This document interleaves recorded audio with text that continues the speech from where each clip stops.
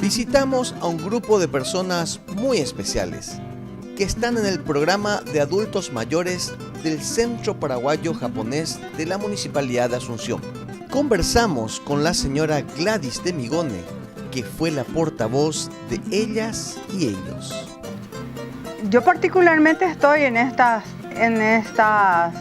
disciplinas primero de yoga, después en informática desde el año pasado. Este año también tuvimos las clases de origami con una voluntaria japonesa, que es un arte en el plegado del papel, un arte milenario que en el Japón prácticamente es el símbolo de ellos y sirve mucho a los adultos mayores para la destreza en las manos y hacer trabajar también la vista y ir creando diversos objetos decorativos e incluso algunos que son útiles para la casa.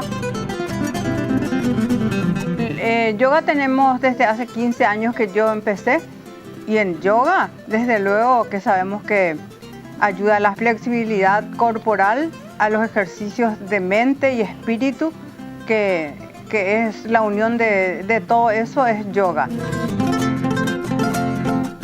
Con la computación realmente estamos nosotros procurando muchísimo porque al principio nos costó mucho.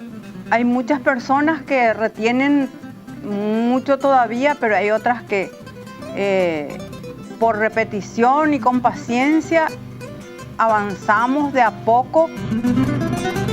Yo pinté siempre, soy muy buena dibujante porque soy docente jubilada. Mi especialidad es dibujar el rostro del que está al lado, porque también están las tareas de la casa. Dejamos de lado eso y venimos aquí a ser nosotros mismos. Cada una se siente independiente, feliz, haciendo lo que queremos y lo que sabemos hacer. Y realmente yo invito a los adultos mayores a que se acerquen al Centro Paraguayo Japonés y entonces todo lo que es los programas para adultos mayores es gratis. Muchísimas gracias, señora. ¿Me puede repetir su nombre, cómo era?